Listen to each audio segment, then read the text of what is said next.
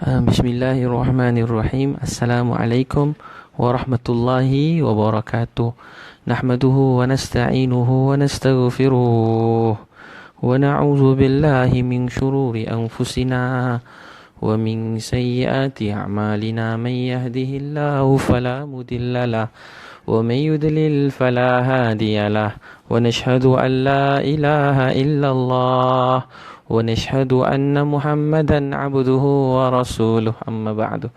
Alhamdulillah, syukur kepada Allah Subhanahu Wa Taala. Syukur kepada Allah kerana Allah sayangkan kita semua, Allah cinta kita semua. Kalau Allah tak sayang, tak cinta, tak kasih kita, Allah tak beri kita nikmat untuk mengenal dia. Tapi dia Allah sayang kita. Jadi walaupun keadaan hidup kita sekarang, walau apa pun yang sedang datang dalam hidup kita, walau berat mana pun ujian yang menimpa, walau betapa hati kita sangat sedih, yakinlah satu perkara. Dan keyakinan pada perkara ni akan membuat hati kita rasa sangat bahagia, sangat tenang. Satu orang anak, contoh, dia kena marah dengan satu orang cikgu kesayangan dia. Satu orang pelajar kena marah dengan cikgu kesayangan dia. Bila kena marah dengan cikgu tadi, bila kena tegur, kena nasihat, kadang-kadang nasihat tu mungkin pedih, mungkin sakit, tapi dia tahu yang cikgu ni selalunya sayang dia. Dia tahu dia murid kesayangan. Semua orang tahu dia murid pelajar yang sangat disayangi oleh cikgu tadi. Jadi sekali-sekala cikgu ni tegur dia, nasihat dia walaupun kadang-kadang agak keras, sangat tegas, tapi dia rasa seronok, bahagia. Begitu juga satu orang anak yang sangat disayangi oleh mak dia. Kalau mak-mak orang lain marah dia, cakap yang bukan-bukan pada dia, kalau orang lain cakap, dia rasa sedih. Tapi kalau mak dia yang buat, marah dia, walaupun berat, walaupun tegas, walaupun mungkin sakit, tapi dia rasa seronok. Dia bahagia. Malah dia boleh dekat dengan mak dia tadi, semakin rapat, semakin cinta. Sebab dia tahu yang tegur dia ni, yang nasihat dia, yang tegur dia, nasihat dia sangat sayangkan dia. Mengetahui kita disayangi oleh orang yang kita sayangi, orang kita dicintai, ditegur oleh orang yang kita cintai, sayangi, kita tahu ditegur kita pun kerana cinta dan sayang, maka kita akan rasa seronok sebab kita sedar diri kita disayangi. Tuan-tuan dan puan-puan sekalian, walau apa keadaan hidup kita, merasai yang kita disayangi oleh Allah, merasai yang kita disayangi oleh Allah ialah satu nikmat yang teramat besar. Untuk tu, rasa sedar disayangi oleh Allah ni satu nikmat. Walau jahat mana kita, siapa pun kita, kita kena rasa kita disayangi oleh Allah. Seseorang manusia, dia akan rasa semua menjadi perit, menjadi sakit, menjadi berat bila dia tak rasa lagi, dia rasa Allah marah dia. Dia rasa Tuhan tak sayang dia. Dia rasa Tuhan benci dia. Bila dia rasa macam ni, hidup dia akan jadi sempit. Dia tak nampak yang semua yang datang ni kerana Allah sayang. Ini bukan teka-teka, bukan sangka-sangka, sebenar-benarnya. Bukan teka, bukan sangka, sebenar-benarnya Allah memang sayang kita. Sebenarnya Allah sayang kita. Untuk tuan-puan sambil baring ingat Allah sayang saya. Sambil berjalan ingat Allah sayang saya. Sambil bekerja ingat Allah sayang saya. Sambil bersama dengan keluarga ingat Allah sayang saya. Sambil menguruskan sesuatu, ingat Allah sayang kita. Walaupun dekat hospital terbaring sakit, ingat Allah sayang kita. Walau kita tengah diuji dengan ujian yang sangat berat, kata jangan sedih, Allah sayang kita. Jadi orang tak rasa, pertama manusia jadi gelisah, hidup dia sempit, rezeki dia semakin sempit, sebab dia tak rasa Allah sayang dia. Sempit atau lapang dunia ni bukan kerana dunia ni, bukan kerana rumah dia, bukan kerana kereta dia, bukan kerana pasangan dia cantik ke tidak, sempurna atau tak. Tapi luas atau kecilnya dunia ni terletak pada hati kita yang kecil ni. Kalau hati kita lapang, rasa tenang, seluruh dunia ni akan jadi rasa lapang. Kita akan rasa tenang. Dan Allah yang lapangkan hidup kita, dan Allah yang sempitkan hidup kita. Jadi selain daripada Allah, Dia tak boleh sempitkan hidup kita, tak boleh sempitkan hidup kita. Selain daripada Allah, dia tak boleh buat duit kita kurang. Selain daripada Allah, dia tak boleh ambil rezeki kita. Selain daripada Allah, tak boleh hina kita. Selain daripada Allah, tak boleh buat apa-apa. Jadi jumpa siapa-siapa, jumpa anak-anak, beritahu kat anak-anak malam-malam ni, walau apa pun datanglah hidup dia, cakap Allah sayang dia. Sebelum tegur dia, sebelum nasihat dia, sebelum apa-apa pun tuan-puan rasa nak marah, kita manusia kan. Tapi beritahu dulu yang Allah sayang dia. Dan sudahi teguran kita dengan beritahu Allah sayang. Jadi tuan-puan semua yang dengar ni, dengan 1,000,000% saya yakin, bukan 1,000,000, kalau boleh 3,000,000%, saya nak beritahu yang Allah sayang tuan-puan semua. Allah sayang tuan-puan semua. Allah sangat sayang kita. Kalau dia tak sayang kita, dia tak pilih kita untuk dengar nama Allah malam-malam ni. Kalau Allah tak sayang kita, kita pun tak diberi peluang lagi untuk hidup dan buat kebajikan, untuk buat kebaikan. Jadi saya ingat yang Allah sayang kita. Saya ingat Allah sayang kita. Saya ingat Allah sayang kita. Ni ubat yang sangat besar. Ubat bagi segala kesedihan, segala kesusahan. Ingat Allah sayang. Sangka Allah sayang. Allah sayang saya ni, Allah sayang saya. Saya seronok bila saya pernah tulis cerita pasal kereta. Kadang-kadang kena langgar, kadang begitu begini. Walaupun cerita-cerita, saya suka tengok orang lain pun berkongsi. Dia kata, Ustaz, berkongsi. Seorang kakak dia tulis baru dekat komen ni. Dia kata, Ustaz, tengah kereta saya dengan suami rosak. Suami saya kata kat saya, suami dia kata kat dia, Allah sayang kita. Allah sayang kita. Allah sayang kita. Lagi besar musibah Allah bagi, lagi besar rahmat Allah nak bagi. Lagi besar musibah, lagi besar kesusahan yang datang, lagi besar ujian yang datang, tu tanda Allah nak beri rahmat yang lagi besar. Lagi besar ujian, musibah, lagi besar rahmat Allah nak datang. Dia tu rupanya Ustaz, suami saya baca buku Ustaz saya beli letak bagi kat dia. Saya ingat dia tak baca. Dalam buku Isteriku Bidadari tu, saya ada tulis kisah tu. Dan saya ingat dia tak peduli saya tag dia, rupanya dia baca juga. Saya nak kongsi tuan-puan, rasa Allah sayang, rasa Allah cinta kita. Tu yang pertama. Manusia jadi sempit, susah, sakit hidup dia pertamanya sebab dia ingat Allah benci dia. Dia ingat Allah benci dia, Allah murka dengan dia. Dia sia-sia ingat Allah marah dia. Dia rasa Allah sia-siakan dia. Lagi teruk, dia kata Allah buat begitu begini pada hidup saya. Sebenarnya dia yang buat salah, tapi senang-senang disalahkan semuanya pada Allah SWT. Dia terlupa yang dah terjadi tu dah terjadi. Hidup kita ni dah terjadi. Walau berat mana pun cerita tuan-puan, cerita saya, cerita kita semua masalah. Kita semua ada cerita-cerita sebelum kita dengar ceramah ni. Sekarang pun banyak cerita yang sedang berlaku dalam hidup kita. Tapi besar mana pun cerita-cerita dalam hidup kita, semua yang berlaku telah berlaku. Semua yang berlaku telah berlaku. Semua yang dah berlaku ni dia dah berlaku. Untuk tu belajar ingat yang Allah sayang. Pergi mana-mana beritahu Allah sayang. Allah sayang kita. Ulang-ulang dalam Sahih Bukhari, kalau Allah bertindak kepada seorang hamba mengikut sangkaan mereka, aku, kata Allah, bertindak mengikut sangkaan hamba aku. Dan sangkaan ni lah iman, keyakinan kita kepada Allah. Apa tu iman? Takut kepada Allah, rasa cinta kepada Allah, rasa sayang kepada Allah, rasa cinta sayang pada Allah. Saya ingat Allah sayang saya. Dalam Quran, innamal mu'minuna alladhina idza dzukirallahu wajilat qulubuhum wa idza tuliyat alaihim ayatuhu zadatuhum imana. Innamal mu'minuna alladhina idza dzukirallahu wajilat qulubuhum. Orang mukmin yang sebenarnya bila dengar nama Allah, wajilat qulubuhum, hati mereka gemetar. Kata ulama, gemetar bagaimana? Takut bagaimana pada Allah? Takut pada Allah macam sahabat dengar azan, lagi satu bata nak bertak buat bangunan, terus tangguhkan, tinggal bata pergi masjid. Orang kata, kenapa tak siapkan dulu? Boleh je siap, Allah sekejap je boleh pergi masjid. Lepas tu dia kata, saya malu dengan Allah, nanti Allah tengok saya lebih utamakan bangunan bata ni lebih daripada Allah.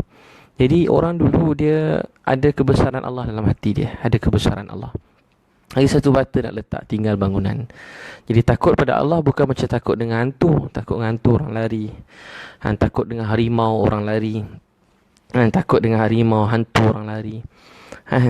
Takut pada Allah ni, dia takut yang penuh dengan rasa cinta. Kata ulama, antara takut dan harap.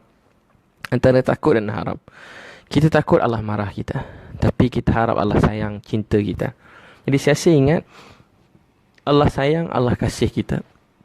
Dengan Al-Quran dibacakan, bertambah iman dalam diri dia, bertambah iman. Dengan Quran seronok, makin dengar Quran makin cinta, dengan Quran makin menitik air mata, makin dengar Quran makin tenggelam dengan cinta kepada Allah, cinta pada Allah, rasa rindu pada Allah Subhanahu Wa Taala. Jadi tuan-tuan dan puan sekalian, saya ingat Allah sayang. Saya ingat Allah sayang kita. Saya ingat Allah sayang. Itu pertama sekali. Manusia sempit hidup sebab dia kata Allah marah, dia Allah benci, dia Allah tak suka, dia Allah, ustaz ni dosa saya banyak, jumpa orang sakit dosa banyak ustaz, tak berhenti, Allah bagi habislah hidup saya. Saya kata dengan dia, tak bang, kalau Allah nak habiskan hidup kita dah lama habis. Kalau Allah nak habiskan hidup kita dah lama habis semua. Dia kata Allah marah, saya banyak buat dosa dulu. Saya kata bang, dosa dulu dah jadi dah pun. Kita sedih, kita menyesal. Tapi ingat, Allah bagi semua ni bukan sebab dia benci, tapi dia sayang. Sebab dia sayang. Dalam hadis Nabi, Allah beri sakit sebab Allah nak beri kedudukan yang tinggi dalam syurga. Dia jumpa orang sakit, beritahu pada dia, datangkan rasa harapan, cinta daripada Allah. Dia dah lemah semangat, terbaring kat hospital, dia dah lemah macam-macam. Hari-hari bawa ubat, hari-hari tengok orang sakit menjerit, ada orang mati katil sebelah, lepas katil sebelah masuk meninggal. Kena ward ICU kan, kat sebelah masuk meninggal, 2 hari meninggal, seminggu meninggal, 20 hari meninggal. Orang masuk sekejap, yang tu orang cerita pula, yang tu dulu itu masuk dah tak ada, yang tu dah tak ada. Jadi seorang-seorang meninggal, seorang-seorang meninggal. Jadi kita beritahu dekat dia yang Allah sayang dia, yang Allah sayang dia, yang Allah sayang dia. Beritahu dekat dia yang Allah sayang dia. Jadi tuan-puan, beritahu pada semua orang yang ada masalah, meniaga tak jadi, kerja siang malam, ada tak dapat kerja, hidup sempit dalam keadaan dunia ekonomi yang gawat ni. Beritahu pada dia, mungkin abang pun tak faham masalah abang, dan saya pun tak faham masalah abang, dan saya pun tak mampu nak rasai atau mendalami apa yang abang rasa, apa yang kakak rasa. Tapi saya cuma dapat tahu yang semua terjadi ni, saya pasti dan teramat pasti semua ni berlaku kerana Allah sayang kita. Bila kita dengar kata Allah sayang je, dia jadi ubat. Jadi ubat. Allah sayang ni ubat. Saya pernah cerita dengan tuan-puan kan, saya jumpa satu orang yang murtad. Dia kata nak keluar Islam. Banyak kali saya ceritakan kisah ni, dia nak keluar Islam. Dia marah-marah. Dia kata ustaz-ustaz semua marah-marah dia. Dia kata, orang dah tak nak Islam, buat apa nak tahan-tahan? Orang dah tak nak dah. Ustaz ni marah dia cerita macam tu. Jadi dia kata, Islam ni kenapa nak keluar Islam dik? Dia kata, sebab Islam ni tak ada kasih sayang. Semua kasar je, keras, nak marah 24 jam. Saya kata dekat dia, kau baca Quran tak? Baca Quran, baca. Mula-mula baca apa? Sebelum baca surah-surah, baca apa? Dia kata baca Bismillahirrahmanirrahim. Baca apa? Bismillahirrahmanirrahim. Jadi saya tanya apa maksud dia? Dia kata dengan nama Allah yang Maha Pemurah dan Maha Penyayang. Dengan nama Allah yang Maha Pemurah dan Maha Penyayang. Saya kata, setiap kali, tahu tak apa maksud dia? Itu erti dia, maksud dia bila kita baca Bismillahirrahmanirrahim. Cuba abang baca. Bismillahirrahmanirrahim. Bismillahirrahmanirrahim. Dia baca Bismillahirrahmanirrahim. Saya kata, tahu tak apa maksud dia? Maksud dia, Allah cakap dia pemurah pada kita dan dia sangat menyayangi kita. Dia sayang kita, dia kasih kita. Bisa kali kita baca Allah kata, wahai hamba aku sayang kamu, aku kasih kamu. Wahai hamba aku sayang kamu, aku kasih kamu. Setiap kita baca Quran, Allah kata, wahai hamba aku sayang kamu, aku kasih kamu. Setiap kali kita baca Bismillahirrahmanirrahim, Bismillahirrahmanirrahim, Allah cakap sayang pada kita. Sebab tu tuan-puan, kalau pergi mana-mana ada buat apa-apa, bacalah doa, bacalah Bismillahirrahmanirrahim. Duduk seorang-seorang ingat, Allah sayang saya, Allah sayang saya. Sebab memang Allah sayang. Allah bila kita baca Quran, Allah sedang bercakap dengan kita. Maha suci Allah daripada gambaran kita, tapi Allah sedang beri nasihat pada kita. Dan Allah mulakan semua nasihat dalam Quran. Kita digalakkan, ulama kita baca Bismillahirrahmanirrahim, semua surah, kecuali surah At-Taubah. Ayat mula-mula lain semua suruh baca semua suruh baca Bismillahirrahmanirrahim, dengan nama Allah yang Maha Pemurah dan Maha Penyayang. Maka dia baca, saya tanya, adik, Dia keluar pada Islam, dia kata tak ada kasih sayang. Saya kata tengok ada kasih sayang. Dia masuk agama lain kata God love you, kan, hari-hari cakap macam tu. Jadi ramai orang tanya saya, kawan-kawan saya yang ni kata, ustaz tiru macam kami, dia bukan Islam. Tiru macam kami, kata Allah sayang, Allah love you, dia apa-apalah agama lain. Dia kata, ustaz tiru kami ke? Saya kata tak, dalam Quran kata, setiap kali kita baca Quran, Bismillahirrahmanirrahim, bukan baru reka ini, daripada Allah, daripada Nabi sallallahu alaihi wasallam, Allah kata sayang kat kita. Jadi dia kata, saya dah tak nak Islam, ustaz, apa tahan. Saya kata, kalau tak nak sangat, dek, tak apalah, dia marah-marah, kan. Dia marah-marah masa tu. Saya pun nak marah juga, tapi tak mampu nak marah. Tengok badan dia berketul-ketul. Ini kalau dia marah, saya marah dia tumbuk saya pengsan juga. Jadi saya kata dekat dia, tak apalah dek, kalau tak nak Islam ni tak apa, main sini Islam tu. Dia terkejut, saya kata macam tu, berubah muka dia. Tak nak Islam tu, bawa sini, main sini pulang Islam kat saya. Saya nak ambil, saya nak beri pada orang-orang yang saya sayang dalam hidup saya, orang yang rapat dan dekat dengan saya. Saya teringin kalau mereka dapat fahami dan nikmati Islam ni. Kalau tak nak kalimah tu, ambil kalimah Islam tu, beri Islam tu, la ilallah Rasulullah, beri letak kat tangan saya. Beri letak kat tangan saya. Saya nak beri pada ahli keluarga saya. Saya nak beri pada ahli keluarga saya. Jadi dia pun tiba-tiba nangis. Dia nangis. Saya kata dekat dia, Allah sayang kat engkau. Umur kau sekarang 28 tahun, Allah beri Islam. Kau kata Tuhan Islam tak pernah sayang kau. Kau kata Allah tak sayang kau. Allah sayang kau. Kau kata Allah tak sayang kau. 28 tahun dan kau tak dapat nak faham, saya kata kat dia. Kemudian saya kata, julah dek, dah lah tu, mari kita pergi surau semayang. Dah masuk waktu semayang. Dia kata, saya tak boleh semayang, saya dah keluar Islam. Saya kata, adik dah sunat ke belum? Saya gurau dengan dia, dah sunat ke belum? Dah lah ustaz. Dan dia kata, dah sunat lah. Jadi saya kata tak boleh keluar Islam, sebab yang sunat kat Malaysia ni cuma orang Islam. Kebanyakan semua orang Islam je yang sunat semua sekali. Jadi kalau dia nak keluar Islam, boleh cari balik yang tercabut dulu tu, sambung balik semula. Jangan seram bunyi malam ni. Yang tercabut tu, cari balik semula, sambung balik, baru boleh keluar daripada Islam. Jadi tuan-tuan dan puan-puan yang Allah sayangi, dia pun pergi surau. Jadi obat perkataan Allah sayang ni, dia sangat mahal, sangat mahal. Dia obat yang sangat besar. Ucapan Allah sayang. Allah sayang, Allah kasih kita. Jadi jangan kata Allah marah kita. Ini membuat hidup kita sangat menjadi sempit. Jangan kata Allah marah, Allah benci saya tak guna jahat, Allah benci. Memang kita tak guna jahat, tapi Allah sayang kita. Tak guna jahat tu betul, tapi Allah sayang kita. Kita memang tak guna jahat, bodoh, degil, macam-macam buat. Memang perkataan tu paling sesuai, tapi Allah kata dia sayang kat kita. Allah kata dia sayang pada kita semua. Untuk tu tuan-tuan, pertama saya ucap Bismillahirrahmanirrahim. Bismillahirrahmanirrahim.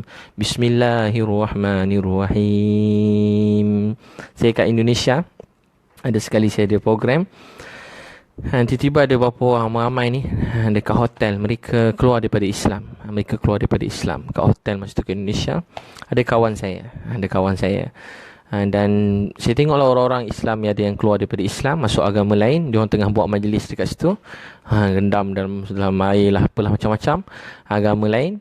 Dia orang mensucikan diri.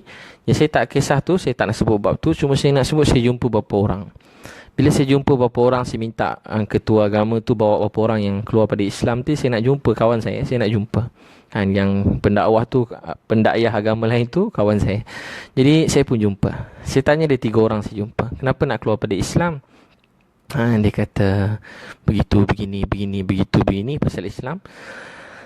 Jadi saya kata dengan dia, pada dia, tak apalah dek. Saya tahu cakap dia, tak apalah dek. Ada seorang umur 30 lebih, 32. Saya kata tak apalah dek, berapa umur? 32, tak apa. Teruskan dengan agama kamu sekarang. Cuma saya nak pesan, rajin-rajin pergi tempat agama kamu, belajar. Dengar, jangan tinggal, rajin membaca. Dan banyak doa kepada Tuhan yang satu. Minta kepada dia supaya dia tunjukkan jalan yang sebenar-benarnya. Minta dengan hati yang ikhlas. Kalau adik panjang umur, saya beritahu satu masa nanti, InsyaAllah adik akan kembali pada Islam. Sebab sesungguhnya raditu billahi rabba. Saya bergembira redha Allah Tuhan saya. Tiada Tuhan melainkan Allah. Islam agama saya. Nabi sallallahu alaihi wasallam Nabi Allah, pesuruh Allah. Untuk tu sentiasa Siasa baca. Saya beritahu dekat dia, suatu orang tu saya kata Allah sayang awak semua. Allah sayang 28 tahun, 32 tahun, 33 tahun.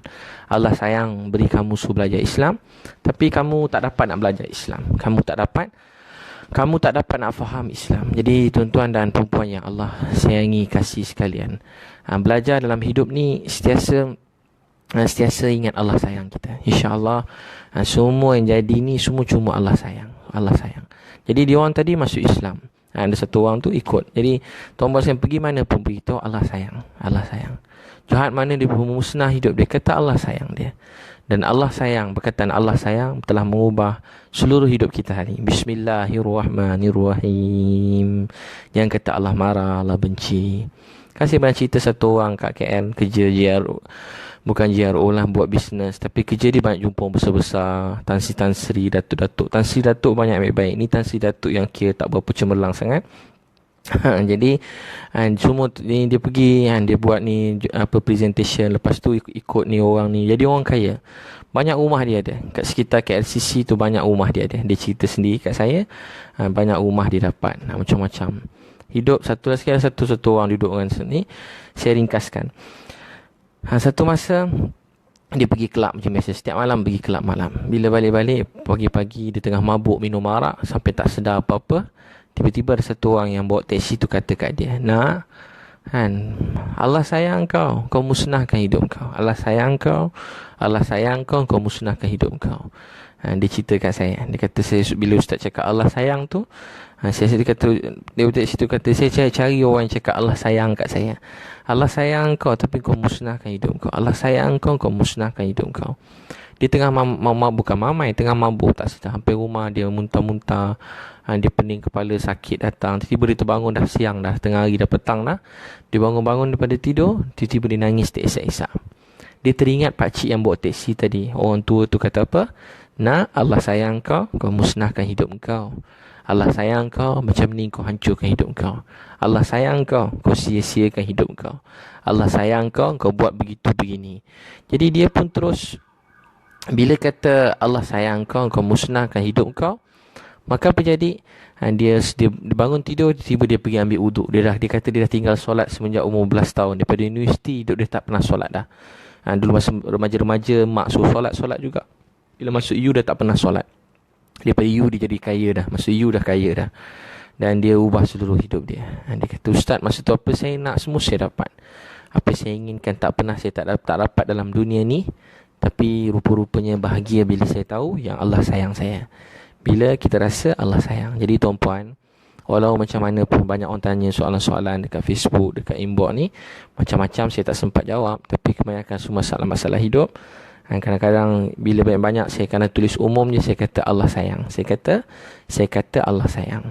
Saya nak beritahu semua terangkum masalah hidup kita bila kita ingat Allah sayang kita. Dekat buku-buku saya sign. Itulah sign saya sampai sekarang belum tukar. Tak terfikir nak tukar lagi. Saya sign nama saya, buku-buku orang beli kadang masa keluarga sunnah kan. Program keluarga sunnah ramai datang. Beratur-ratur minta sign. Saya pun perasan-perasan masa tu. Macam artis konon-konon lah. Konon-konon. Jangan muntah pula dengar kan. Ya Ustaz. Beratur-ratur. Semua saya tulis kat situ Allah sayang. Keluarga sunnah yang dululah setiap tahun. Kali kedua tuan-puan datang 7 Oktober 2017. Sempat promote lagi. Tak memang saja untuk kongsi kebaikan. Saya nak seramai mungkin datang supaya sebesar pahala dapat dan seramai mungkin orang dapat tahu, supaya kita semua bahagia, dapat belajar hidup ke rumah tangga dengan sunnah. Kalau tak, ramai orang tak tahu macam mana, ataupun tahu tapi dah lupa. Jadi lali ni penyakit yang sangat teruk.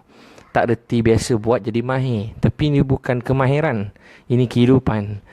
Buat jadi lali. Bila lali, semua jadi lali. Kita tak buat apa yang sepatut kita buat. Dan kita buat perkara yang tak patut kita buat. Sebab kehidupan kita jadi lali, tanpa rasa cinta. Bersama keluarga tanpa cinta. Bersama anak-anak tanpa rasa cinta. Bersama ibu bapa tanpa rasa cinta. Bekerja tanpa rasa cinta. Bukan cinta duit, bukan cinta harta, cinta pada Allah. Tak rasa cinta, melakukan dengan rasa ini perintah Allah, ini nikmat Allah, ini amanah Allah. Berbeza. dengan melakukan jadi biasa, rutin harian, sekadarnya. Jadi takkan jadi apa-apa. Sekadar ni tak beri manfaat pada orang lain, bahkan diri kita sendiri tak jadi lebih baik. Akhirnya kita bosan, boring, akhirnya sakit jiwa. Kita rasa semua amal ni beban dalam hidup kita. Semua kebaikan akhirnya jadi beban dalam hidup kita. Lalu hidup ni dengan cinta. Dengan rasa cinta, hidup ni bermakna. 1 hari, 2 hari, setahun, 10 tahun, 100 tahun dilalui, tapi hati rasa tenang, rasa bahagia. Sebab kita lalui hidup ni dengan rasa cinta dan rasa sayang. Orang batu ramai-ramai. Setiap kali saya sign buku-buku tu, saya tulis Allah sayang. Dan Ebit Liu, tarikh bulan, saya tulis Allah sayang. Saya tulis nama siapa-siapa, saya tulis. Allah sayang, contoh, semua tuan-puan lah, Muhammad Faizal Zulfakri, Allah sayang, saya tulis kat situ. Allah sayang, saya tulis satu lah, nama-nama ni. Jadi saya tulis kat situ Allah sayang. Allah sayang. Allah sayang. Bila saya tulis Allah sayang, ada satu kakak ada masalah hidup masa duduk, saya kata Allah sayang. Bila kata Allah sayang, dia terus nangis. Masuk keluarga sunnah nangis. Saya sebenarnya nak cakap lagi, tiba dia nangis. Dia kata, Ustaz, tu pun dah jadi ubat, dah selesai masalah hidup saya. Dia cerita, saya pun tak sempat dengar panjang cerita dia. Saya buat tangan sebab ramai lagi beratur kat belakang. Jadi saya kata, Kak, Allah sayang kakak. Cukuplah tu jadi ubat buat kak. Pegang tu Allah sayang. Satu, memang saya tak ada masa nak bagi nasihat masa tengah ramai orang kan. Jadi saya bagi pendek je Allah sayang. Tiba dia nangis. Dan dia kata cukup Ustaz, tu pun dah jadi ubat. Selama ni saya terlupa. Saya ingat Allah benci saya. Saya ingat Allah hukum saya. Saya ingat Allah marah saya. Tapi kalau Ustaz kata Allah sayang saya percaya Allah sayang saya. Jadi tuan-puan pun sama. Allah sayang tuan-puan sekalian. Allah sayang tuan-puan sekalian. Ingat macam tu. Walaupun pun datang berat mana pun ujian, duduk seorang-seorang, pegang hati ni. Contohnya lah duduk kata Allah sayang saya. Allah sayang saya. Ingat Allah sayang saya. Allah jadikan semua ni baik sebab dia sayang saya. Allah bukan nak hukum saya sebab dia sayang. Allah nak saya jadi lebih baik. Allah nak saya lebih kuat. Allah nak majukan saya. Allah nak saya menjadi, Allah nak beri saya syurga yang tinggi. Allah nak ampunkan dosa saya. Allah nak naikkan darjat saya. Allah sayang saya. Allah nak makbulkan doa saya. Sebab bila kita diuji, kita susah, masa tu kita sangat dekat dengan Allah. Perasaan rendah diri membuat kita dekat dengan Allah. Perasaan tinggi diri, sombong, semua ni menjauhkan diri kita daripada Allah SWT. Jadi tuan-puan sekalian, rezeki hidup ni jadi sempit 24 jam. Pertama sebab kita rasa Allah marah kita. Sangka buruk pada Allah ialah musibah yang sangat besar. Sangka baik pada Allah obat penawar seluruh masalah kehidupan ni. Sangka baik pada Allah ialah obat penawar seluruh kehidupan ni. Kita tak boleh nak kawal semua perkara dalam hidup. Bahkan diri kita pun banyak kelemahan yang kita tak mampu nak kawal. Banyak benda kekurangan dalam hidup kita. Saya yang cakap ni berjuta-juta kekurangan. Kalau tuan-puan kenal tuan-puan Salin tulis sesuatu berjuta-juta. Saya akui. Untuk tu tuan-puan kita semua ada kelemahan kekurangan. Tapi sangka baik pada Allah, ingat Allah sayang, membuat kita jadi baik. Sebab tu Nabi SAW, Allah sendiri tak rasa malu untuk cakap. Nabi SAW bila orang datang jumpa Nabi, saya pernah cerita orang berzina, Nabi kata tak kamu tak buat. 4 kali dia tak kamu tak buat. Nabi SAW nak beritahu Allah sayang dia. Nabi suruh dia balik minta ampun dan bertaubat pada Allah. Sebelum jumpa Nabi, orang tu dia jumpa Abu Bakar radhiyallahu anhu, Umar radhiyallahu anhu. Abu Bakar Umar kata balik dan minta ampun pada Allah. Allah Maha Pengampun, Maha Penyayang. Allah sendiri pun dalam Quran tak takut-takut ulang-ulang begitu. Allahu Ghafurur Rahim. Allahu Ghafurur Rahim. Allahu Ghafurur Rahim. Tak takut ke dia kalau kita nak, tak apa mak ni pemaaf. Ada tak mak cakap begitu dengan anak? Tak apa nak kan, kalau kamu terbuat salah mak maafkan. Ada tak mana-mana mak yang tergamak cakap begitu dengan anak dia? Wahai anak-anakku, setiap pada kamu buat silap, kalau kita katakan anak, kumpulan anak-anak nak, setiap pada kamu ni banyak buat salah dan mak sudi maafkan apa pun kesalahan kamu. Kalau tuan-puan ingat macam tu, macam mana kalau mak cakap kat anak? Tak berani cakap, kau jangan cuba-cuba. Kau cuba-cuba, kita cakap kat anak. Kita takut anak kita salah faham. Kau jangan cuba-cuba. Jangan cuba-cuba buat jahat. Mak cekik kau seorang-seorang kan. Kau jangan sampai mak cekik seorang-seorang. Isteri kata, abang jangan macam-macam. Saya halau pada rumah nanti, isteri garang ni. Terus suami pula, ya awak jangan macam-macam. Awak buat bukan-bukan. Saya nikah. Jadi, kita begitu. Tapi Allah ni Maha Penyayang. Dia kata, setiap anak Adam buat silap. Dalam hadis Nabi, yang terbaik yang minta ampun. Allah kata, wahai orang yang melampaui batas. Wahai orang yang paling jahat dalam dunia. Wahai orang yang paling teruk dalam dunia. Wahai orang yang paling orang yang berputus asa kepada diri mereka sendiri. Kata Allah, jangan kamu berputus asa daripada rahmat Allah. Wahai manusia yang paling jahat, paling teruk, paling zalim. Apapun dosa kesalahan kamu bukan begitu, Allah kata la taqnatu mir rahmatillah.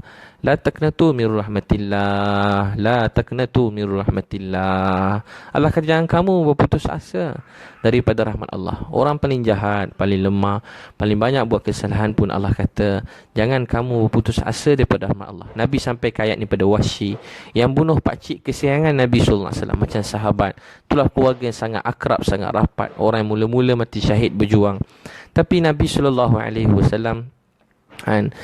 dipanggil singa Allah Asadullah. Walaupun orang macam Hamzah radhiyallahu anhu sangat rapat dengan Nabi, ambil berat setiap hal Nabi SAW, sangat ambil berat hal Nabi SAW, 24 jam jaga Nabi, hikmat Nabi SAW. Tapi Nabi kata kepada Wahsy, la taqnatu min rahmatillah, sampaikan kepada dia ayat Quran, la taqnatu min rahmatillah, la taqnatu min rahmatillah, la taqnatu min rahmatillah. Jangan kamu putus asa daripada rahmat Allah. Jangan kamu putus asa daripada rahmat Allah. Saya pernah ada dulu kita bila buat salah kat sekolah, saya pernah bergaduh dulu masa sekolah, bertumbuk-tumbuk. Walaupun buat dakwah kuat, bertumbuk juga kadang-kadang tiba-tiba bila bertumbuk pergi ajak orang suruh, tiba ada pegang gini datang pukul ramai sebab saya kejut dia orang subuh.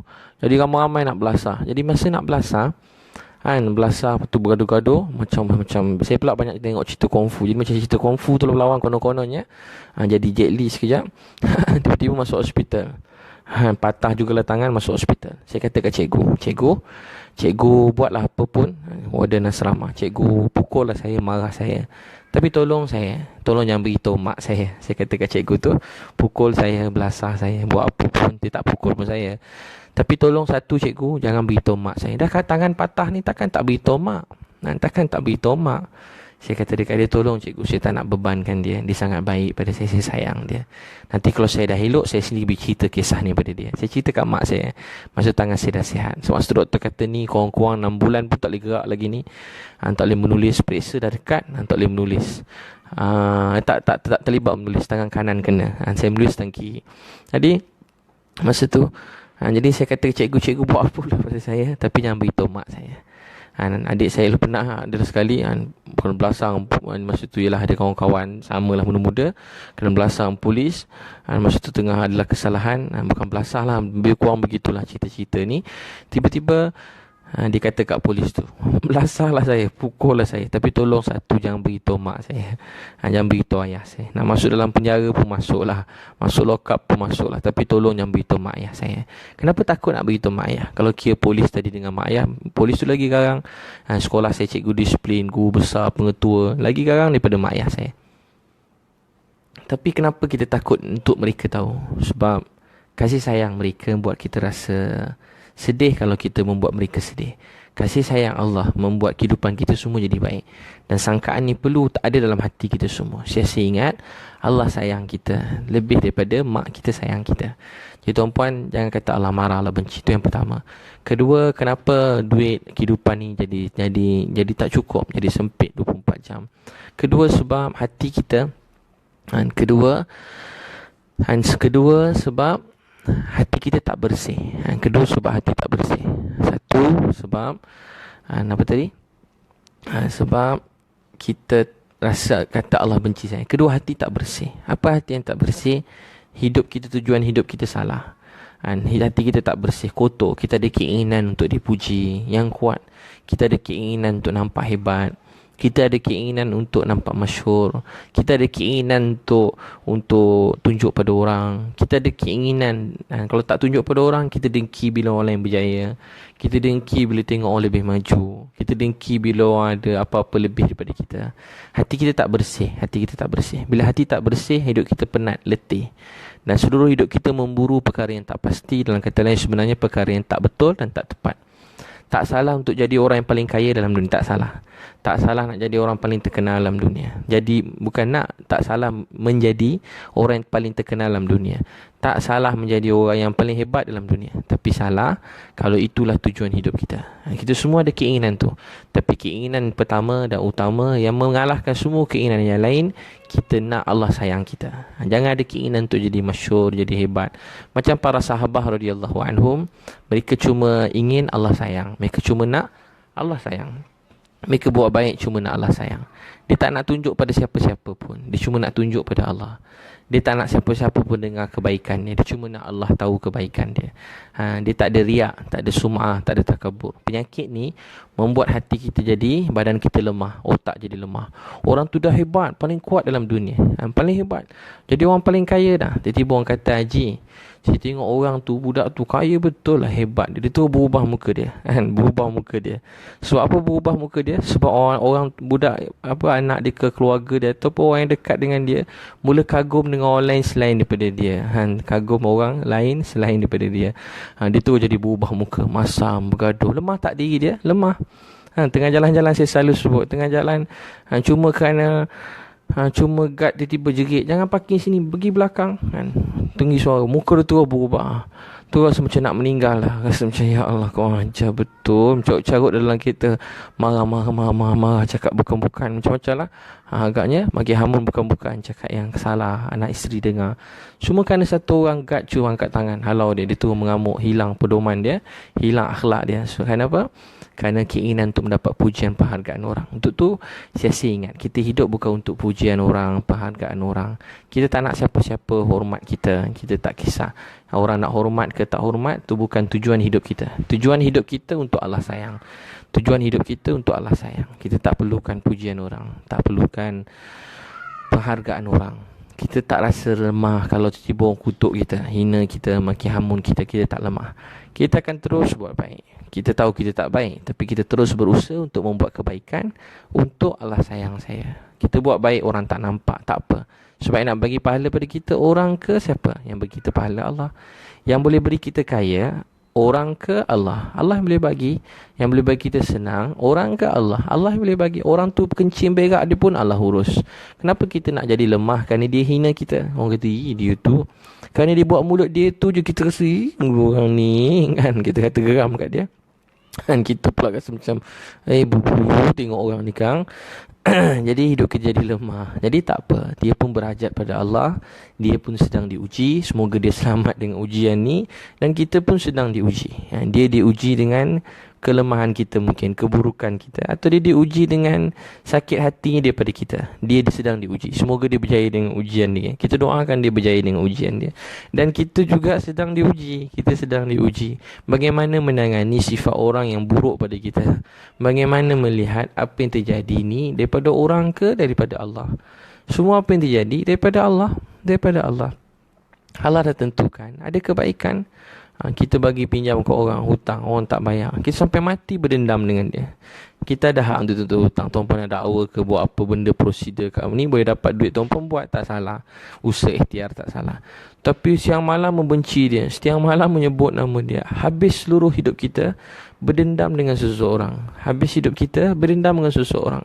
Nama dia menjadi zikir dalam hidup kita. Menjadi zikir dalam hidup kita. Macam satu orang alim kata, bila orang dengki, orang kata kita, tu sebenarnya satu kurnia Allah. Tu tanda tuan-puan sedang maju dalam hidup ni. Tuan-puan mula dilihat. Tuan-puan mula dilihat. Nampak. Orang nampak. Nampak orang buat mulut macam tu kan. Kan kalau orang benci, dengki kat orang kan, mulut kita kan ke atas. Kenapa ke atas? Sebab tuan-puan lagi tinggi daripada dia. Tu anggapan saya lah. Buat gitu kan. Tu tanda kita lebih tinggi daripada dia. Lebih berjaya, lebih mulia. Jadi kenapa kita nak rasa marah pada orang? Ini kehidupan orang keji. Kata kita tak rasa hina. Saya cakap ni, kita pasti rasa, tapi kita ubati dengan hati kita dengan kata, ni semua baik. Semua telah ditakdirkan oleh Allah dalam hidup saya. Semua telah ditakdirkan oleh Allah dalam hidup saya. Itu semua telah ditakdirkan oleh Allah dalam hidup saya. Sa'ad Abi Waqqas radhiyallahu anhu, Nabi SAW kata, yang duduk ni sekejap lagi ahli syurga. Dia lambat duduk majlis. Kalau kita yang duduk lambat ni memang setan. Kalau kita kan, kau duduk lambat, tapi dia datang duduk lambat. Nabi kata yang lambat ni ahli syurga. Sahabat yang dengar kata apa? Allah, baiknya orang ni. Kalau kita macam mana kalau dengar bos puji orang lain, orang ustaz puji pelajar lambat? Mesti budak ni bodek, ustaz kuat ni. Ini mesti tak ada lain ni. Nabi, kalau orang tu tengah buat kelemahan, kesilapan, Nabi terus datang kebaikan mereka. Itu sifat Nabi SAW. Dia benar-benar manusia yang mulia. Kita kalau dah marah orang, ada sejuta baik, satu buruk dia kita dengar. Sampai mati kita orang tanya, yang mana? Ustaz yang mana? Yang tu? Ataupun Artis yang mana? Yang tu, yang itu dia tu, yang cerai tu kan. Yang cerai tu orang semua ingat, tapi orang tak ingat atau apa-apa orang alim tadi ataupun ni. Siapa-siapalah ada kebaikan dia berjuta-juta, satu buruk dia sampai dia mati, sampai dia pencen. Keburukan tu lah orang jaja siang dan malam. Keburukan tu orang jaja. Siapa tu orang kata, oh dia tu dulu ada buat ni. Kita sebutlah apa buruk dia. Bila saya sebut je buruk tu, kalau contoh saya sebut apa-apa buruk tu, tuan-puan pun boleh dah kait dah siapa, orang mana, siapa, duduk mana, orang mana, ni orang terkenal mana, pelakon mana. Terus teringat. Teruk tak kita? Kita suka ingat buruk orang lain. Tanda hati kita ni kotor. Orang yang selalu mencari baik orang, dia kata dia macam lebah. Dia pergi saat mana-mana, dia kumpul madu, ikut dia punya ratu madu tu nak. Ratu dia nak apa, raja dia nak apa. Jadilah madu yang hebat, madu yang sedap. Dalam Quran cerita pasal madu, pasal lebah ni, kumpulkan jadi madu yang baik. Tapi semua kena ikut arahan, tak boleh salah. Kalau salah nanti madu tu jadi tak betul. Cari madu, cari kebaikan, cari manisan di seluruh dunia dikumpulkan jadi madu yang kita makan, jadi obat. Juta-juta kebaikan dalam obat. Madu tadi, minuman madu kan. Tapi tuan-puan sekalian, ada orang dia jadi macam sejenis binatang kan, yang haram tu, yang haram kan. Macam mana binatang tu? Dia kalau pergi kebun pun, saya sebut babi ni, kalau dia pergi kebun pun, babi ni dia tak cari bunga. Dia gali pokok tu, dia cari, agaknya begitu saya dengar ustaz cerita, dia gali, dia cari najis. Tu perangai orang-orang yang hati dia busuk, kotor. Tentu kita istighfar pada Allah kalau kita ada hati macam tu. Dalam masjid, masuk je masjid, nampak berjuta keburukan dalam masjid. Bukan masjid tu yang buruk, hati kita yang tak cukup baik, tak nampak baiknya dalam masjid. Sambil jalan je nampak buruk orang. Semayang sebelah orang, setiap kali semayang nampak berilmu dah ni semayang, tapi tengok orang sebelah, astagfirullah, semayang tak sah, yang kiri pun tak sah, astagfirullah, semayang berdendam, marah orang sebelah, marah orang sini, marah imam. Teruk ni, ilmu tinggi tapi tak ada sifat akhlak, tak ada hidayat, tak ada. Sepanjang semayang masalah, astagfirullah, salah orang sebelah ni, sesat cara ni. Takkan semayang sesat, dia cuma mungkin kurang ilmu, kurang tahu. Sesat orang sebelah, tengah semayang geram dengan budak menjerit kat belakang kan, astagfirullah, habis je semayang ni, aku kerat budak ni kan. Aku kerat budak ni. Dan lepas tu kita nangis, istighfar. Dengan budak nangis terus ingat apa? Ya Allah, ampun dosa aku. Kenapalah? Sahabat dulu Abdullah bin Zubair, anak cucu, anak menantu Abu Bakar Siddiq radhiyallahu anhu. Dia kata apa pada orang keliling? Kamu semua boleh berbual-bual dan terus bercakap. Saya memang betul-betul ni tak kisah, sebab saya tak akan dengar apa kamu semua cakap. Sayyidina Ali bila solat, panah dekat kaki, orang tarik panah tu, dia tanya, kamu datang nak cabut panah yang masa perang tadi? Dia kata, kami dah cabut. Dia tak perasan orang tarik panah dekat kaki dia. Abdullah bin Zubair tengah solat, ada berlaku runtuhan dekat masjid. Bila berlaku runtuhan, ada sikit runtuhan, ada serpihan macam pecah, kena termasuk dekat leher dia. Dia tak berhenti solat, dia tak perasan pun serpihan tu kat leher dia. Kita bukan serpihan, langau satu je, kita macam, ya Allah, langau ni time ni lah kau main kat hidung aku kan, time ni lah kau Jadi manusia jadi macam lebah, cari baik orang. Akhlak ni, kata Maulana Ahmad Lat, masa dia datang Malaysia, Maulana Ahmad Lat kata, akhlak ni mencari baik dalam buruk orang yang banyak. Tu akhlak, mencari baik dalam buruk orang yang banyak. Maulana Ahmad Lat, satu alim besar, kata, dia kata mencari baik dalam buruk orang yang banyak, tu akhlak. Mencari, semua orang kata dia buruk, tak guna, tapi kita kata dia kalau jadi baik, juta-juta kali lebih baik dan menjadi asbab hidayah buat semua manusia. Siapa yang nak dakwah kongsi gelap, dakwah kelak-kelak malam, dakwah pelacur-pelacur, dakwah JRO, siapa yang nak dakwah apa orang yang habiskan hidup, siapa nak dakwah dia? Kita yang ustaz-ustaz nak pergi cari, memang tak ada dah kan? Nak masuk orang tengok pun dah cabut lari. Jadi orang macam ni, kalau dia ada berkawan-kawan, orang ni akan dakwah. Tuan-puan tengok orang keliling macam-macam, ketua-ketua bangsa agama, bangsa lain. Tengok kita dakwah dia, kesian dia. Tengok dia, ya Allah beri hidayah kat dia, kesian dia. Tengok Donald Trump, ya Allah kesian dia, beri hidayah. Tuan-puan berjuang lah apa pun, tapi dalam hati malam-malam doa, ya Allah berilah Donald Trump ni hidayah. Beri dia hidayah, kesian dia. Sian dia hidup puluh tahun maka rezeki Allah, tapi belum kenal Allah Tuhan dia. Jadi doa, nangis tu dia, kesian dia malam-malam. Kalau dia dapat hidayah, bayangkan berapa banyak kebaikan hidayah akan datang pada orang mereka seluruh dunia. Allah Maha Kuasa, dia tak perlukan siapa-siapa. Kita buat semua hanya untuk kebaikan. Allah tak perlukan siapa-siapa untuk hidupkan agama. Jadi tuan pastikan kita mesti memiliki hati yang bersih. Kata Maulana Ma'lat baru ni, dia kata antara sifat dalam diri sahabat yang mesti ada pada semua sahabat Nabi, Yang ada pada semua sahabat Nabi ialah hati yang bersih. Hati yang bersih. Hati mereka benar-benar bersih. Tak ada keinginan untuk jadi ketua, tidak ada keinginan untuk menjadi kaya, tidak ada keinginan untuk dipuji, tidak ada keinginan untuk dikedepankan, tak ada keinginan untuk nampak mulia. Keinginan mereka hanya satu, nak Allah sayang. Berdasarkan itu mereka bergerak, mereka berjuang, mereka rajin, mereka bekerja, mereka berkeluarga. Satu je tujuan, dia nak Allah sayang dia. Dia cuma nak Allah sayang dia, cuma nak Allah sayang. Jadi hati yang bersih ialah membuat seseorang tu hidup jadi lapang dan tenang.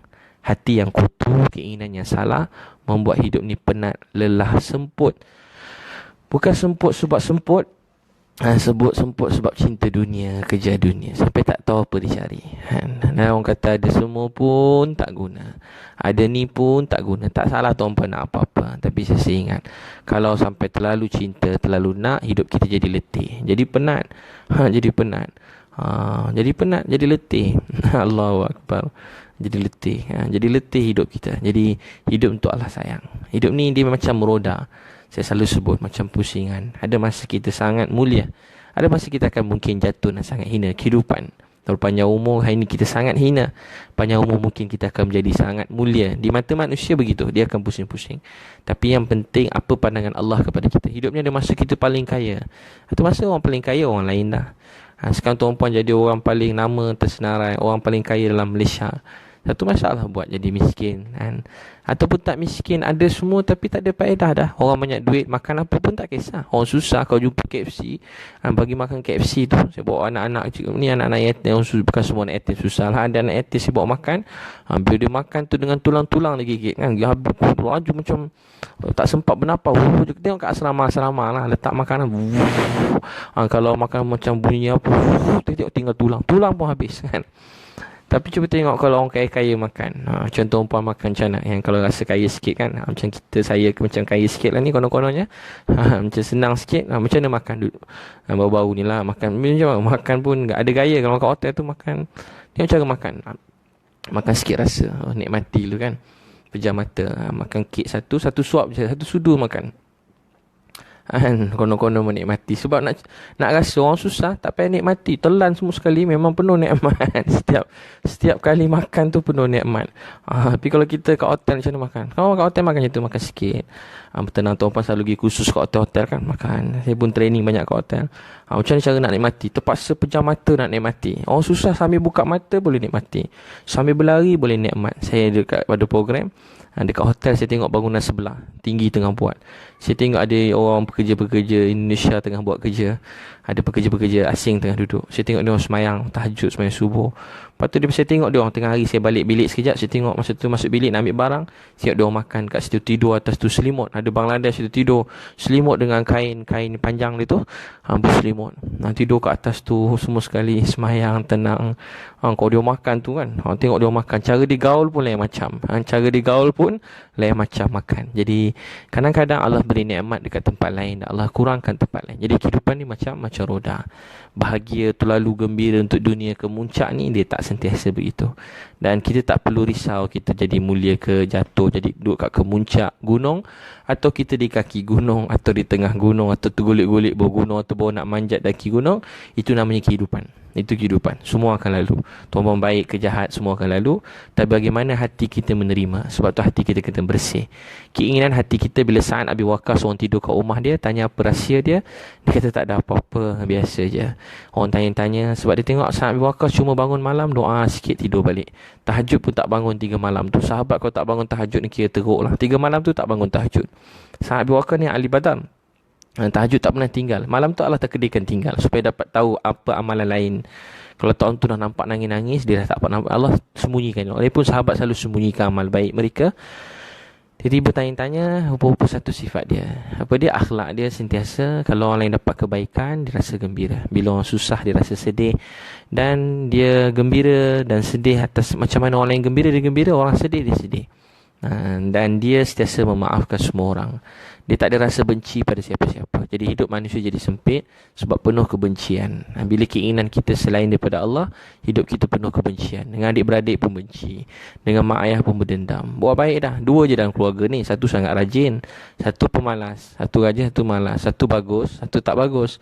Tapi yang tak bagus benci yang bagus, satu hal. Yang bagus tak benci tak bagus, sama je dua-dua jadinya. Kan buat baik ni, nak mula nak buat baik, nak buat ke tak, nak pergi masjid ke tak, pergi masjid ke tak, satu ujian pertama. Takut nak pergi masjid, nanti orang nampak, nanti orang kata warak, nanti orang kata ustaz wali Allah, jadi nak pergi ke tak kan.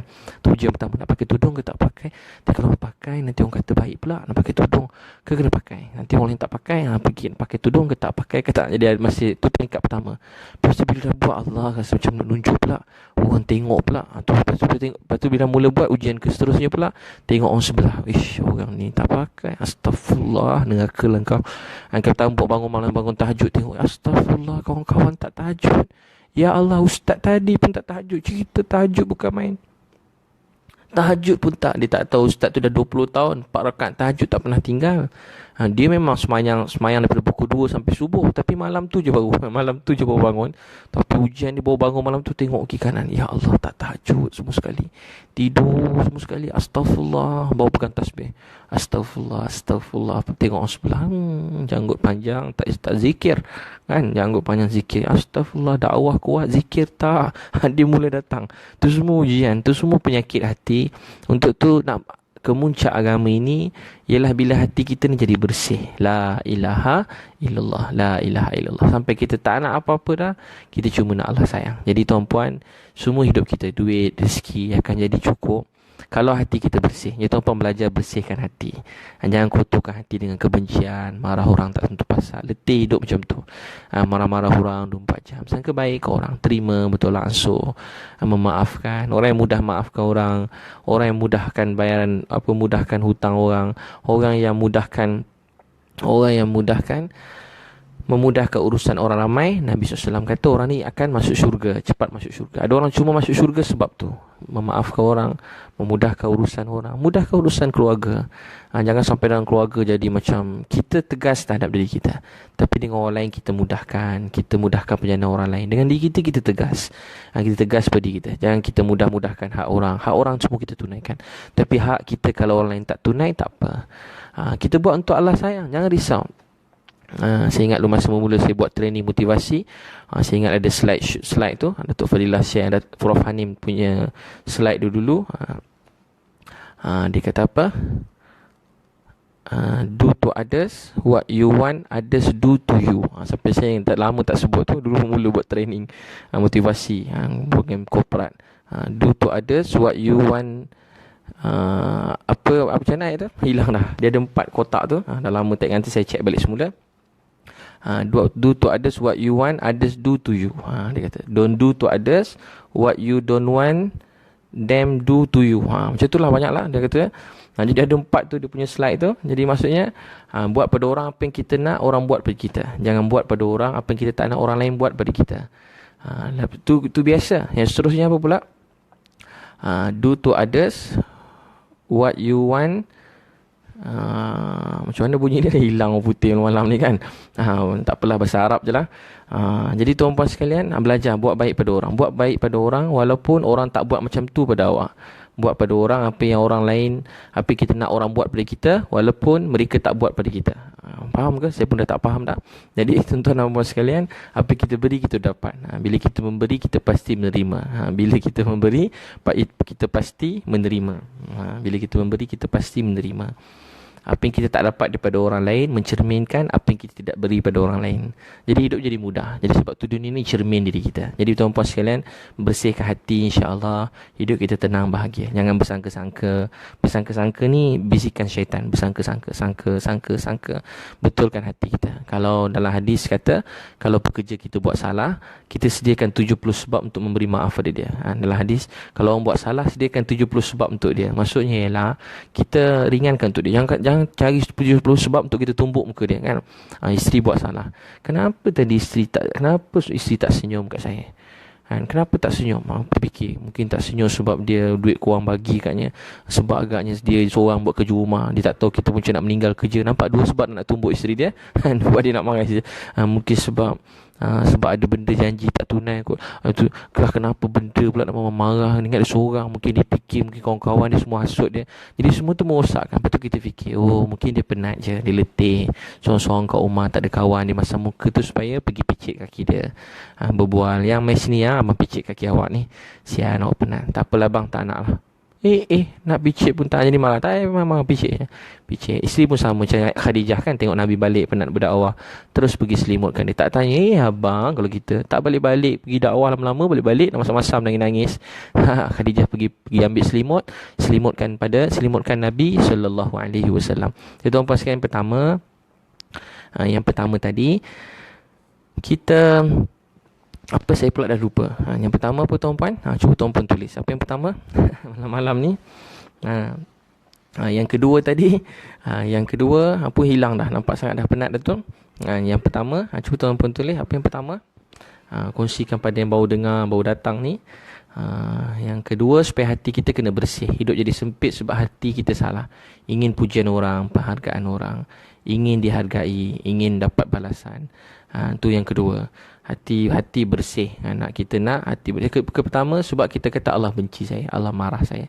Jadi tukar dua tu. Cukuplah dua dulu sebab dah malam. Yang ketiga saya nak sebut, sebenarnya hidup kita jadi sempit, semuanya tak cukup sebab kita tak solat. Kalau tak solat memang semuanya sempit. Sebab dia macam kain buruk, Allah campak pada kita. Macam kain buruk, Allah campak pada kita. Macam kain buruk, Allah campak. Ambil, Allah campak kat muka kita. Jadi tuan-tuan dan puan-puan, kita berusaha baiki diri untuk Allah sayang. Jadi mudah-mudahan Allah SWT terima kita, kasih kita semua.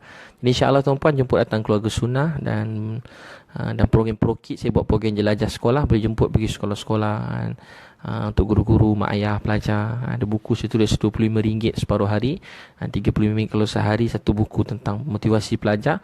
Boleh buat untuk peringkat sekolah. Nak tu boleh jemput 017-3666-848. Untuk buku-buku boleh mesej 013-2984-984. Tuan-puan semua memang lahir kat Amerika semua ni kan. Canggih-canggih ni. Bulat api, what you give you get back. Tu lagi canggih. Itu yang paling terkenal lah. Paling terkenal sekali tu. Masya Allah. Mudah-mudahan Allah SWT terima. Jadi kita buat pada orang, buat baik, tapi kita tak harapkan daripada dia. Kita cuma nak balasan daripada Allah. Tu ikhlas. Kalau buat baik pada orang, tuan-puan, contohlah meniaga, bagi orang barang-barang makan percuma. Hari ni bagi makan percuma. Ataupun kalau restoran lah, ataupun bagi barang percuma kat orang. Tiba-tiba esok orang tak beli, orang tak peduli. Lepas tu penat je kita belanja. Tak, kita belanja orang, niat Allah sayang, dapat pahala. Duit tak dapat, Allah sayang, nanti Allah beri rezeki jalan lain. Bukan daripada mereka, tapi jalan lain. Walaupun tuan-puan buat marketing begitu begini, tapi jangan niat untuk marketing tu, niat untuk Allah sayang. Jadi orang Islam buat apa pun tak rugi, tak dapat dunia akhirat. Macam tu. Jangan kata letih, saya penat dah siang malam. Ya Allah, letih, apa pun tak dapat. Contoh tuan-puan dengar ceramah ni, ustaz tadi cerita bab ni, letih je dengar, tak dapat. Tuan-puan dengar dapat dengan nama Allah ni pun dah untung, bahagia dah, rasa seronok. Jangan rasa sedih, jangan rasa kecil hati. Jangan rasa sedih, jangan rasa kecil hati. Jadi mudah-mudahan Allah SWT sayang kita semua. Tuan-puan tanya soalan, boleh tanya satu dua, saya boleh jawab lagi. Ada masa lagi ni, belum pukul 12 pun, tapi tak sampai pukul 12 kot. Tuan boleh tanya soalan satu dua. Mudah-mudahan Allah SWT terima. Inna nazrina, buat baik berpada-pada, buat jahat jangan sekali. Buat baik berpada-pada, buat jahat jangan sekali. Berpada-pada tu maksudnya buatlah sebanyak mungkin. Boleh macam tu, pandai tafsir sendiri ni. Apa lagi, Masya Allah. Mia Abdul Hamid, what goes around comes around. Macam tu bunyi dia. Saya kalau orang putih ni, dia biasalah, yang pada kecil cakap orang putih kat rumah. Cina kan cakap orang putih, tapi lah Cina ni tak apa pandai sangat ni. Masya Allah, moga Allah sayang semua. Saya cuma tahu karte marna hai, marte karna hai. Saya ingat saya ceramah kat Pakistan, orang bangun je tu ceramah. Allah Rabbul Izzat ni, bahasa tu boleh lah. Karam kia, fazal kia, sari kisari umat ko, Allah ki khalifah banaya, और उजुपा सल्लल्लाहु अलैहि वसल्लम की नाइब है और Quran की वारिस है. ये वजह से, bukan salah siaran ni, betul ni. ये वजह से Allah ki khalifah. Semua orang kat dalam dunia ni Khalifah Allah. Uzupak salam ki naib hai, Quran ki waris hai. Ye wajah se puri umatku zumindari hai. Tak betul ke tidak tak tahulah. Asmanuku Allah ni banaya, Allah kesiwaku banani walanahi. Mula ceramah kat Pakistan setengah tempat. Ustaz saya ajar cakap macam tu lah. Allah Rahim Karim dia jadikan setiap daripada kita khalifah Allah. Naib pada Nabi sallallahu alaihi wasallam, waris pada Quran. Kerana hubungan ini kita semua dimuliakan oleh Allah. Lebih kurang begitulah. Asmanuku Allah ni banaya, Allah kesiwaku banani walanahi. Zaminuku Allah ni banaya, jistara chizoni hali Allah hai, istara halat hi khali bi Allah hai. Kushi Allah dete hai, Allah kesiwaku dani walanahi. Ram Allah dete hai, sab kush Allah dete hai. Lebih kurang begitu. Samjhe bhai? Nahi samjhe. Nak mutajim. Jadi dia kata langit Allah yang cipta. Tiada siapa boleh cipta langit melainkan Allah. Bumi Allah yang cipta. Tiada siapa boleh cipta bumi melainkan Allah. Jistara chizoni hali Allah hai, sitara halat hi hali bi Allah hai. Semua benda Allah cipta. Keadaan pun Allah cipta. Kushi Allah dete hai. Gembira Allah yang cipta. Gam Allah dete hai. Kabi kushi kabi gam. Kadang-kadang gembira, kabi kushi, kadang gembira, kabi gam, kadang sedih. Kushi Allah dete hai. Gembira Allah cipta. Tak ada siapa boleh cipta gembira melainkan Allah. Yang jadikan rasa gembira tu Allah. Sedih pun Allah yang jadikan. Tiada siapa boleh jadikan sedih tu melainkan Allah. Bila dia beri seorang gembira, tak ada siapa boleh sedihkan hati dia. Suatu dunia nak satu orang gembira, Allah nak sedihkan, dia pasti sedih. Suatu dunia nak sedihkan satu orang, nak bagi dia betul-betul sedih, Allah nak bahagiakan dia, dia tetap bahagia. Yang boleh beri bahagia hanyalah Allah. Yang boleh bagi rasa sedih hanyalah Allah. Untuk Allah beri bahagia pada satu orang, Allah boleh gunakan sebab. Tanpa sebab, berlawanan dengan sebab. Allah boleh beri dia pasangan hidup untuk diberi bahagia. Allah juga boleh beri bahagia pada satu orang dengan dikehilangan pasangan hidup dia. Allah boleh beri bahagia satu orang pada tanpa pasangan. Allah boleh buat apa saja. Yang Allah kehendaki, itu saja yang terjadi. Apa yang Allah janji, itu saja terjadi. Masya Allah. Masya Allah. Mudah Allah SWT terima. Apa soalan tuan-puan tadi? Tak ada soalan kan? Mudah-mudahan Allah SWT terima. Allah SWT kasih sayang tuan-puan sekalian. Allah sayang semua sekali. Tuan-puan boleh tanya? Masya Allah. Ada soalan? Saya ingat lagi sampai-sampai kat Pakistan tu kan, budak-budak kecil-kecil cuma-cuma tanya, Ustaz, dia kata, bye, apkah hasil? Saya ingat, tu mula-mula sekali. Saya ingat budak-budak tanya. Satu lagi masa saya mula-mula remaja-remaja, pergi belah utara kan. Dia tanya macam mana Abang, macam mana tak ingat lah. Mai pada mana ni? Masa tu kecil-kecil. Masa tu seronok tu dengar budak-budak. Sampai sekarang saya ingat. Satu lagi Pakistan, budak-budak kecil. Bye, apkah hasil? Mai Malaysia si. Lebih kurang begitu. Tanya pada mana? Masya Allah. Paling best sekali dia tanya, apkah jara heho. Tu yang paling pening sekali. Awak pergi mana? Tapi dia punya panjang tu Apkah jara heho. Ha heho. Ada ha heho kat ujung tu. Biasa ingat he je kat ujung. Sekali juga apkah jara heho. Lebih kurang begitu. Lebih kurang bunyi dia. Jadi tuan-puan, Masya Allah. Jadi tuan-puan niat bangun tahajud, Siti Nadia. Ustaz Abid susah rasa nak bangun malam. Bila bangun malam tidur semula. Kenapa ya? Sebab memang nak tidur balik. Jadi kalau memang nak bangun, memang tak tidur dah. Macam kita nak pergi periksa, terbangun nak periksa. Allah, pukul berapa ni? Kelang kabut pergi periksa. Allah, flight pukul 4 pagi. Pukul 6 pagi, pukul 4 kena pergi KLIA. Mesti tu kemar barang terus pergi. Jadi kita kena rasa tahajud ni macam flight. Kalau tak bangun, tertinggal flight. Kalau tak bangun tahajud, tertinggal exam. Kalau tak bangun nikah, macam nak nikah tu, Allah, pukul berapa nak bernikah? Sekejap lagi ada orang cancel kan? Tak ada punya. Tuan-tuan nak baca orang tertidur tak datang nikah. Dua tertidur sampai sehari. Malam nikah lepas isyak. Tengah-tengah penat sangat jauh-jauh urus, tertidur. Tak ada. Mesti ada. Tak ada lagi, tak keluar lagi, tak viral lagi orang tertidur terlepas nikah. Jadi tuan-tuan kalau tak bangun tahajud, kena rasa macam terlepas nikah. Terlepas hari pernikahan. Terlepas exam. Terlepas flight kapal terbang ke luar negara. Lama beli tiket, terlepas tak? Orang nak pergi mana-mana 2 hari sebelum dah siap, beg dah packing, penuh macam-macam dah nak berjalan jauh. Jadi sama juga tahajud ni lebih berharga, lebih mahal daripada flight kapal terbang, lebih mahal daripada emas yang kita pakai, lebih mahal daripada kereta, rumah, tempat tinggal kita, lebih mahal daripada semua sekali. Sebab tahajud, kita dapat bercakap-cakap dengan Allah, berbisik-bisik dengan Allah. Waktu untuk kita melepaskan rasa rindu pada Allah. Sembahyang tahajud, 2 rakaat tahajud lebih mahal daripada seluruh dunia dan seisinya.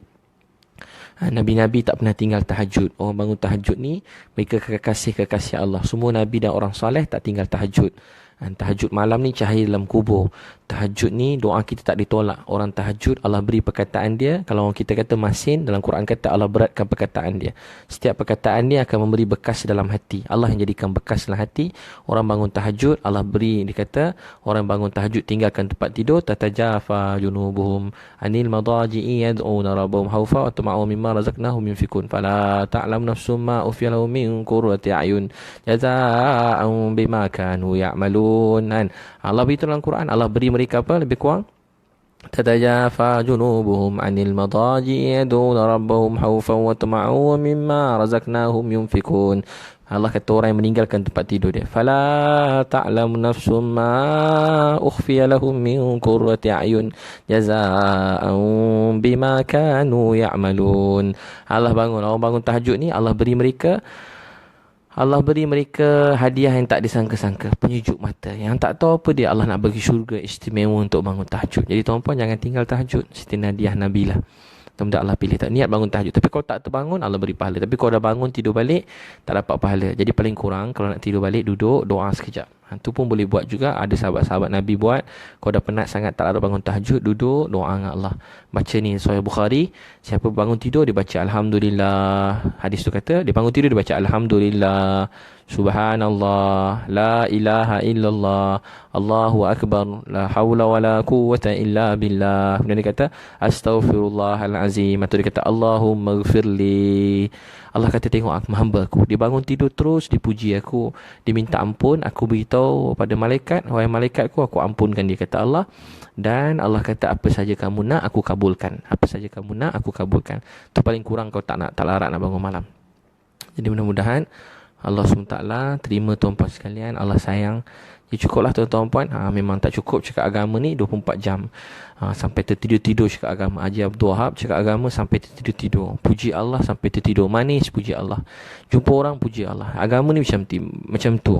Balighu anni walau ayah. Sampaikan pada aku walaupun satu ayat. Saya last cerita tuan-puan. Saya ada sekali masa dekat dekat ziarah orang kat UPM dulu. Tengah-tengah malam. Cari budak-budak memang tak tidur tengah malam. Tiba tengah-tengah satu orang, dia dulu jahat teruk, setan jugalah kan. Setannya dia macam mana dapat hidayat. Dia dapat hidayat. Saya masa tu ada pernah ziarah dia, masa dia teruk-teruk tu, pergi bilik di tengah malam. Saya dengan kawan saya. Jadi kawan saya masa cakap dengan dia, tengah cakap kan. Allah bisa jumpa orang, kita dakwah lah, berbual 5-6 minit dan 10 minit.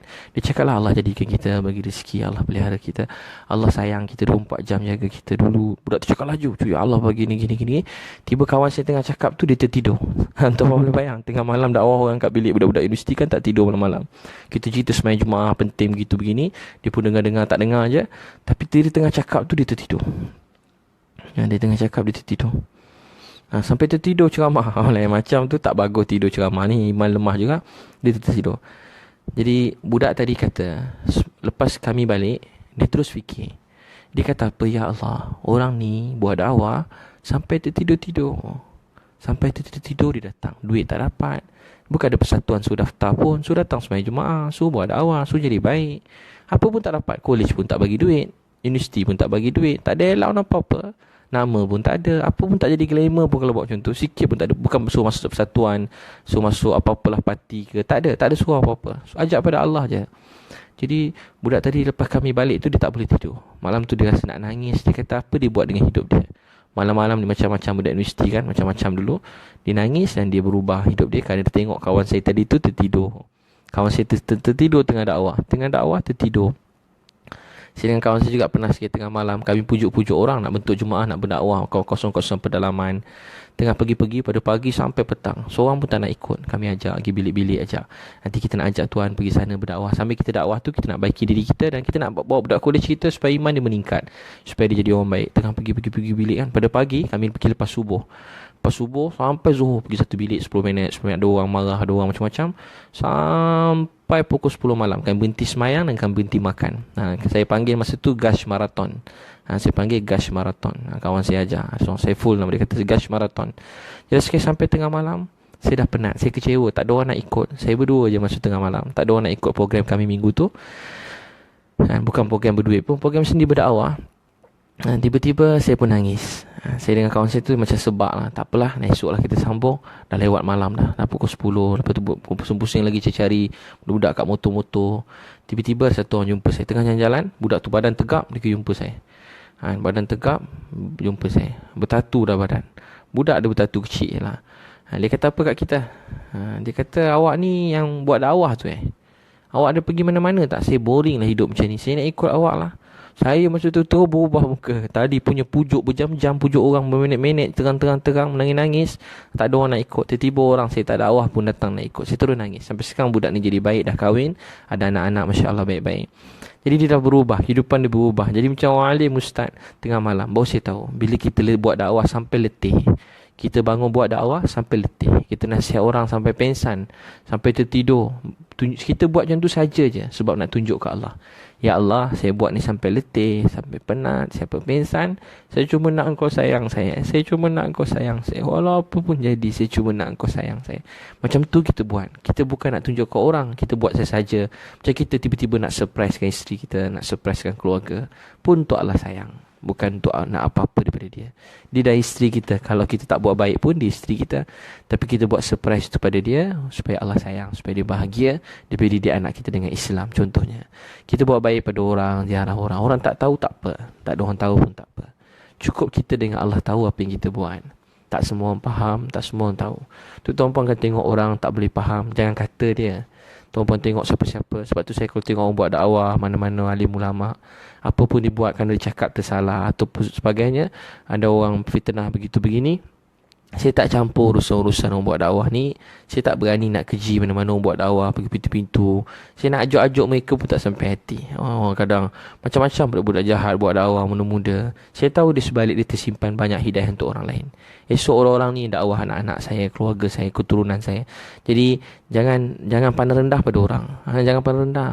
Semalam saya jumpa satu orang dekat Ampang, orang Australia, di tentera. Dia masuk datang Malaysia umur 30, dia masuk Islam. Sebab ada jemaah tabligh daripada South Africa datang. Datang ke Malaysia dekat tahun 74. Jumpa dia, cakap-cakap dia terus nak masuk Islam dan bawa dia pergi India belajar agama. Sampai ke India nak belajar solat semua sekali. Sampai sekarang dia jumpa saya semalam, 8 orang anak. 8 orang anak semua baik-baik. Bayangkan satu orang Australia yang sangat kuat dengan agama dia, dan dia masuk Islam dekat Malaysia. Sebab apa? Sebab ada satu jemaah dakwah datang. Orang kampung pun tak terima. Dulu kan tak terima, halau pada masjid pada ni. Tapi rupanya sebab orang ni, orang Australia sampai sekarang Islam. Orang Australia ni sampai sekarang Islam. Dia pergi ikut jemaah tu 4 bulan ke India masa tu. Sampai sekarang orang tu Islam. Jadi setiap orang, setiap badan dakwah, setiap orang Islam ni dia bertanggungjawab untuk buat dakwah. Kita hargai kebaikan semua orang. Hargai sebalik mereka tersimpan berjuta-juta hidayah untuk manusia lain. Jangan pandang rendah pada mana-mana orang. Mungkin dia cakap tak sempurna, ada kelemahan, doakan dia. Kita sebuah keluarga. Kelemahan kita sama-sama bangunkan, kita doakan. Jadi mudah-mudahan Allah SWT terima. Allah sayang kita semua. Billahi taufik. Zulia Hafidah, Ustaz doakan anak saya menduduki SMU. SMU tu apa? Tidak lama lagi. Doakan Nur Emilia Nabila dapat mumtaz, dapat mumtaz 14 subjek. Mudah-mudahan dapat mumtaz 100 markah semua sekali. 99 pun tak ada. InsyaAllah Allah bagi cemerlang dunia akhirat. Mudah-mudahan Allah bagi cemerlang dunia akhirat. Masya-Allah dapat hafal Quran, dapat istiqamah hafal Quran sampai beliau mati, mudah-mudahan. Jadi mudah Allah SWT terima. Saya minta maaf tuan-puan, salah-salah silap. Tuan boleh share kawan-kawan yang lain, mudah-mudahan jadi sebab kebaikan. Apa kita buat ni tak ada apa-apa, melainkan yang baik itu semua daripada Allah. Kita semua tak ada apa-apa. Kalau Allah tak kutip saya beri hidayah, saya pun tak boleh cakap-cakap macam ni. Kalau Allah tak beri saya hidayah, saya pun tak tahu nasib saya. Jadi kita cuma ada kat sini kerana Allah selamatkan kita. Cuma kerana Allah selamatkan kita. Tak ada apa kita punya, tak ada apa yang tuan-puan punya, semua daripada Allah.